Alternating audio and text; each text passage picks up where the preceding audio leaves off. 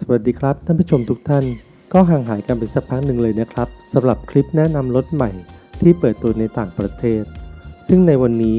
ผมก็มีรถใหม่ล่าสุดที่เพิ่งเปิดตัวไปอย่างสดๆร้อนๆเลยครับนั่นก็คือ Nissan Rogue ที่เป็นชื่อเรียกในอเมริกาหรือ Nissan X-Trail ที่เป็นชื่อเรียกและวางจำหน่ายในบ้านเรานั่นเองครับซึ่งครั้งนี้ทาง Nissan ได้เปิดตัว Nissan X-Trail ซึ่งเป็นรุ่นเปลี่ยนโฉมหรือ All New โดยดีไซน์ทางกระจังหน้านั้นก็ยังเป็นลักษณะของ V-Motion ซึ่งยังคงความเป็นเอกลักษณ์ของทางนิสสันที่โดดเด่นไม่เหมือนใครลักษณะโคมไฟด้านหน้าซึ่งเป็นแบบ LED นั้นจะถูกแยกต่างหากลงมาอย่างชัดเจนโดยไฟส่องสว่างเวลากลางวัน Daytime Running Light กับไฟเลี้ยวนั้นจะถูกใส่ไว้ในโคมเดียวกันซึ่งอยู่เหนือขึ้นมาจากโคมไฟด้านหน้า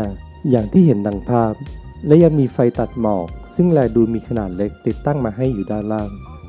อีกทั้งบริเวณเสาทางด้านหน้ารถหรือเสา A นั้นจะเป็นสีดำซึ่งจะช่วยให้ดูเหมือนหลังคารถนั้นจะถูกแยกออกจากกันกับส่วนด้านล่างของตัวรถครับ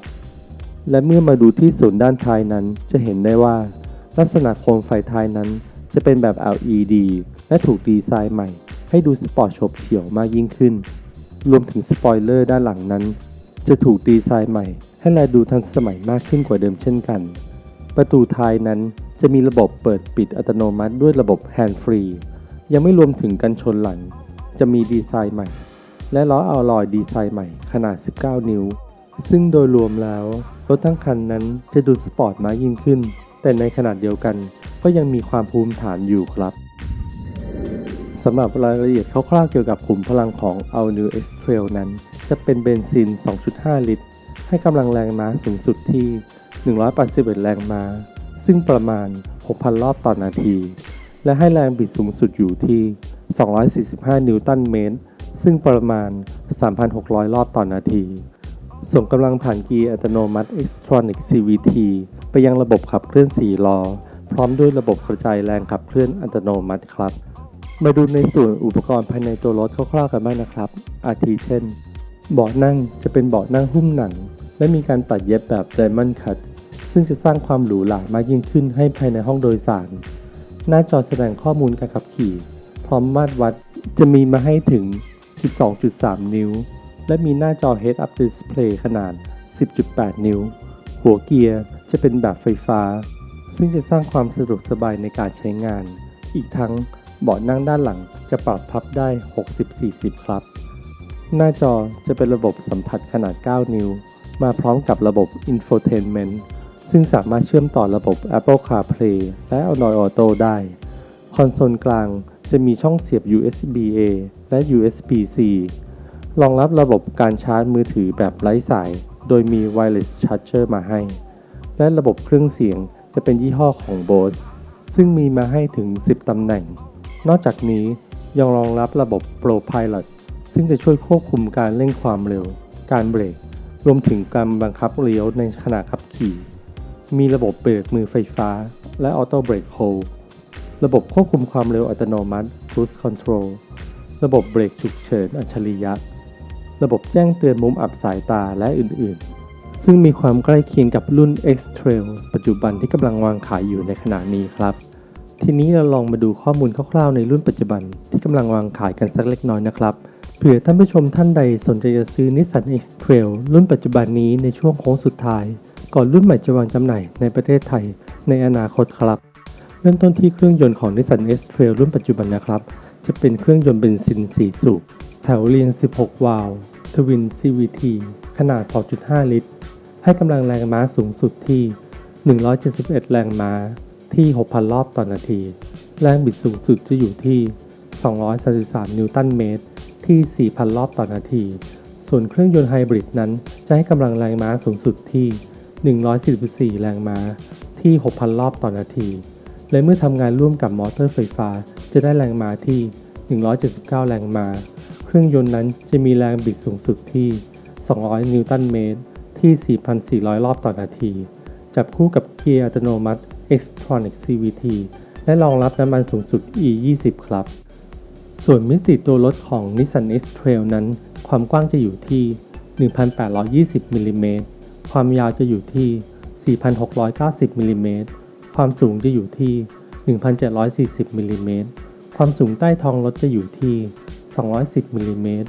ล้ออัลลอยจะมีขนาด 17 นิ้วในรุ่น 2.0V 2.0 VL ขับเคลื่อน 4 ล้อไฮบริดขนาด 18 นิ้วในรุ่น 2.5S และ 2.5V ขับเคลื่อน 2 ล้อและ 19 นิ้วในรุ่น 2.5VL ขับเคลื่อน 4 ล้อและมีดิสเบรกแบบมีช่องระบายความร้อนทั้งหมด 4 ล้อครับส่วนสีตัวถังจะมีอยู่ทั้งหมด 6 สีนะครับได้แก่สีส้ม Monash Orange สีขาว Storm White สีเงิน Brilliant Silver สีเทา Deep Iris Grey สีดำ Black Star และสีแดง Radiant Red ครับส่วนอุปกรณ์คร่าวๆภายในรถของ Nissan X-Trail ก็จะมีดังนี้นะครับอาทิเช่นสวิตช์ปรับระบบขับเคลื่อน 2 ล้อและ 4 ล้อปุ่มควบคุมวิทยุที่พวงมาลัยและหน้าจอ TFT 3D Meter กระจกไฟฟ้าพร้อมระบบป้องกันการหนีบด้านคนขับระบบปรับอากาศ Dual Zone ปรับอุณหภูมิแยกอิสระซ้ายขวาช่องปรับอากาศแถวหลังไฟส่องสว่างภายในห้องโดยสารแบบ LED Mood Lamp เบาะนั่งแถว 2 ปรับพับได้ 60-40 และเบาะแถว 3 ปรับได้ 50-50 หน้าจอ Touch Screen ขนาด 7 นิ้วพร้อมระบบนำทาง Navigation System รองรับระบบ DVD และมีช่องเสียบ USB และมีลำโพงทั้งหมด 6 ตำแหน่งครับส่วนระบบความปลอดภัยคร่าวๆของ Nissan X-Trail ก็จะมีดังนี้นะครับอาทิเช่นถุงลมนิรภัย 6 ตำแหน่งคู่หน้าด้านข้างและม่านถุงลมนิรภัยระบบช่วยเบรกฉุกเฉินอัจฉริยะกล้องอัจฉริยะมองภาพรอบทิศทางระบบตรวจจับและส่งสัญญาณเตือนวัตถุและบุคคลที่เคลื่อนไหวจากกล้องรอบคันระบบควบคุมความเร็วอัตโนมัติอัจฉริยะ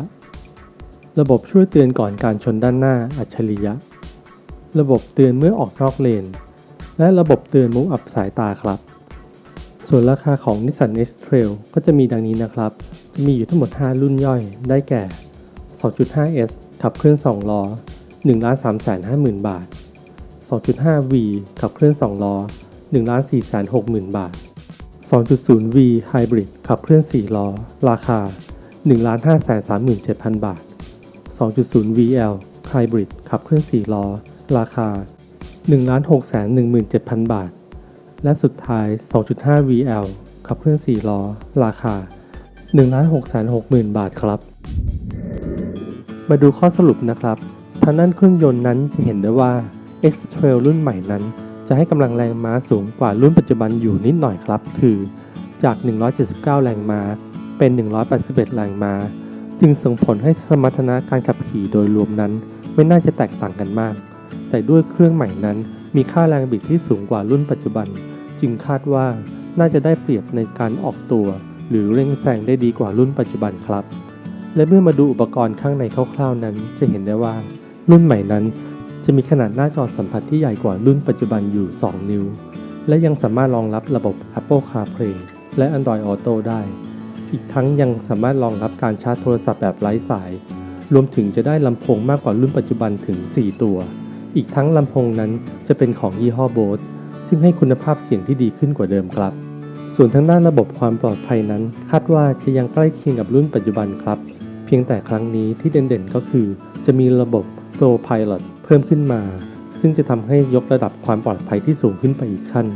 และช่วยลดการเกิดอุบัติเหตุให้เป็นอย่างดีครับเนื่องจากรถ All New Nissan X-Trail คันนี้เพิ่งเปิดตัวไปอย่างหมาดๆในช่วงกลางเดือนและกำลังจะวางจำหน่ายในประเทศสหรัฐอเมริกาภายในสิ้นปีนี้จึงคาดว่าน่าจะเข้ามาทำตลาดในประเทศไทยประมาณกลางปีหน้าหรือหลังจากนั้นและจะต้องมารอลุ้นกันอีกนะครับว่าออปชันภายในรถที่ใส่มาให้ต่างๆนั้นจะเป็นดั่งเช่นที่วางขายในต่างประเทศหรือไม่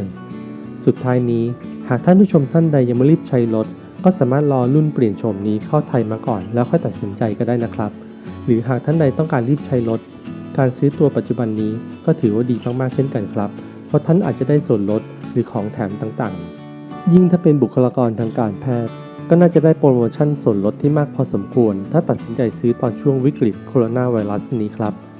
ยังไงขอบคุณทุกท่านมากเลยนะครับที่เข้ามารับชมและช่วยกดติดตามเป็นกำลังใจให้ครับขอให้ท่านผู้ชมทุกท่านมีความสุขมากๆสุขภาพแข็งแรง อยู่ห่างไกลและปลอดภัยจากไวรัสโควิด -19 กันทุกคนเลยนะครับแล้วพบกันใหม่คลิปหน้าครับวันนี้สวัสดีครับ